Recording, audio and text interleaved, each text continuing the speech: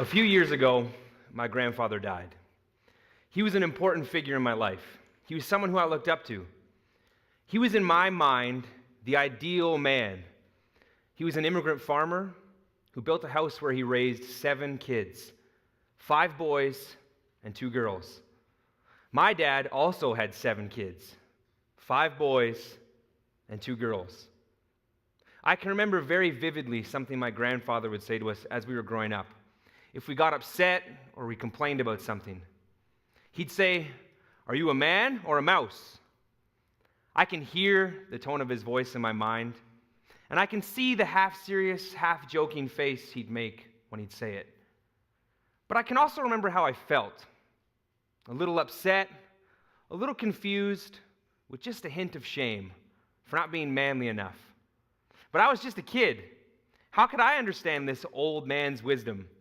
Was this some kind of Ukrainian fable or riddle? Obviously, I'm not a mouse, so I must be a man. And coming from a family with so many men, this wasn't the only half-true, half-serious one-liner we were told. We heard lots of this kind of wisdom, every time for a different occasion. I had an uncle who would jokingly say, "See my finger, see my thumb, see my fist, you better run." In every community, there exists an idea of who we are supposed to be. And in my southern Ontario rural community, we picked tobacco, we played hockey, we filled the pews at the local church. And we were tough. We were Shelleys. To answer my grandfather's question, we were men, not mice. Our environment, our family, our community, they shape us. They offer us an identity, or at least a narrative that we're to follow, even at an early age. Before a child is 5, they will have a fairly concrete understanding of who they are, with the broad strokes of identity starting to be formed. Life, however, has a way of challenging and confronting those family and community narratives that we grow up in. For me, this became present in the form of sexual abuse. Right at the beginning of my adolescence, a friend of the family took me into the basement of our home and raped me. This would continue over the course of that summer. And in those first few moments, my understanding of the world changed. My ideas about who I was, where I was from, the community that I grew up in, they were all changed. And my abuser also began to offer me a new set of one-liners, a new narrative to follow. He'd say things like, "This is all your fault," or "I thought you wanted this," and "No one's ever going to believe you." What I had believed about myself didn't match the experience that I was presented with. To make matters worse, I'd never heard of a boy being sexually assaulted. You see, strangers were the ones who hurt kids, and they're supposed to be driving sketchy vans and wearing ski masks, not my older brother's friend. My understanding, which came from books like Berenstain Bears and Company, was that bad guys look bad, and they're supposed to try and get you to steal something for them. But boys are tough, especially Shelley boys. We weren't supposed to be the victims. Real men are strong. Real men don't get raped.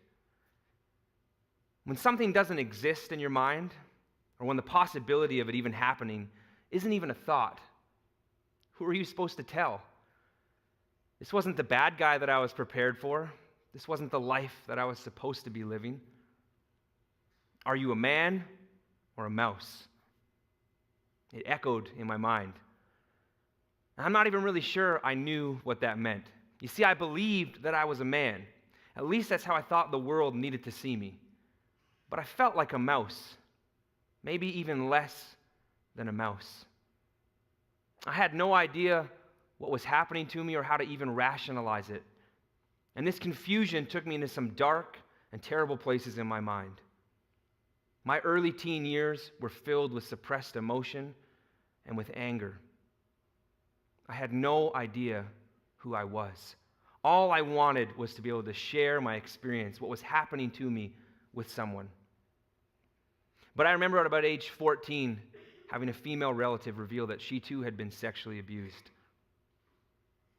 The response, the attitude, the posture towards her, the community had just decided she was a mouse. And as someone who had never told anybody about their own experience of abuse, the thing I remember the most were the things that people were saying about her. Things like, she'll never have a normal relationship. She'll be messed up forever. And what a shame, her future's gone. Without ever being given a chance to counter it, a narrative was forced on her. Ideas that I was believing and accepting myself, all the while still believing that real men are strong. Real men can't get raped. But the reality is that sexual violence against males is not uncommon. The current stats reflect that about 1 in 6 males will experience some form of sexual violence at some point in their life. And the actual number might be very different given the stigma behind reporting sexual violence. A stigma, a narrative, a misconception. And so I see in my own experience a reflection of a greater issue in our society. Narratives. Broad, sweeping narratives, replacing our own individual stories, replacing our identities. There's a pressure to accept what our community says is true about us. The family we come from, the place where we grow up. And when we give in to that pressure, we rob from our communities the ability to listen to one another, primarily because we ourselves don't know how to share our stories. As a young man, in failing to share what happened to me, I lost the very idea of me. I was feeling the pressure to be a man, to not be a victim, to not acknowledge my pain and my grief. Worse, I was unable to ask myself the 2 most important questions for any young person. Who am I? Who do I want to become? What had happened to me was who I was becoming. I was believing what my abuser said about me, that somehow this was my fault. I was believing what I heard about other victims of abuse, that I too had no future. And even though they didn't mean to do it, I was believing what my community told me was true about me, that there was no other way, Seth. Be a man. Be a man. You aren't allowed to be a mouse. And this is the opposite of what happens in storytelling. In storytelling, we are the narrator. We're not the characters just placed in someone else's narrative. The earliest human artifacts we have are stories, oral tradition, language itself, paintings, religious and philosophical myths from across every civilization. They're stories that are embedded into their communities through individuals. The core of any culture is storytelling, honest storytelling. And losing the ability to share in our own unique experiences, in our own unique languages and understandings, is the slow death of any community. I grew tired of being told who I was, of who I was destined to become, of feeling this pressure to not embrace and acknowledge my pain. Call it foresight, call it divine intervention, whatever it was, I decided that I needed to take control of my life, and I discovered that in sharing my story. Working with youth, I have seen firsthand the powerful misconceptions that surround young people, especially young people that grow up with fewer privileges. So often, their identity is simply replaced with their context. Some misconceptions come from the family or community that we grow up in. Some misconceptions come from someone who wishes us harm. Some misconceptions come from someone trying to sell us a product, much like young women believing they need whatever that product is in order to be thin and have self-worth. But misconceptions steal from our stories, and they rob from our identities. Indigenous Canadians have so many stories to tell. And they have the first-hand experience of the devastation that is felt by a community when those stories are silenced. Entire communities losing their culture, their tradition, their stories. It's a profound and devastating example of applying a singular identity to a diverse group of individuals. For me, there was no healing without sharing. Learning who I truly was discovered in telling my story. And we exist here today as parts of a community. And a community is made up of individuals. And when we replace just one unique individual experience with someone else's narrative, we lose a part of our community. And as a part of this community, I want to recognize the importance of listening to Indigenous people's stories. Being white and never experiencing it myself makes it all the more important to listen and to hear. Because our stories are important, not just for the person sharing, but also for the person listening. When we listen to stories of abuse, of pain, and of grief in our community, we are acknowledging that it happened. We are acknowledging that it's not okay. And we apply value to the individual and the importance of who they are. We open the door for a deeper level of connection, and we open the door for healing.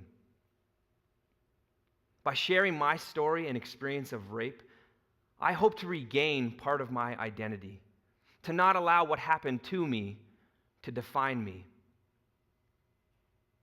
When I share my story, I include you as part of my community.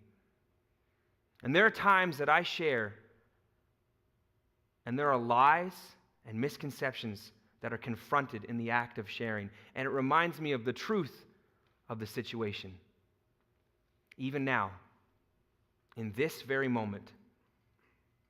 So my challenge is that we share and we shake off those narratives that we feel pressured to accept and adopt. And we write our own unique stories. And as we share, we become better listeners. And we allow those in our community to have a voice. I believe to create healthy communities, we need to be healthy people. And we need to provide safe places. Places where we can share, where we can listen. Places where we can embrace our identities, not simply based on circumstance. And so I wish I had the chance to sit down with my grandfather one more time, because I would love to hear him ask me again, "Are you a man or a mouse?" And instead of allowing those childhood feelings to take over, I would just love to tell him my story. And I'd love to ask him about his own. And as we share and listen to one another, we might see past our ideas and the misconceptions we have of one another and see each other just a little more clearly. So my challenge is not to look at each other and ask things like, "Are you a man or a mouse?" But rather, what's your story? And watch and see how it changes your value, your engagement, and your perspective in your community. Thank you.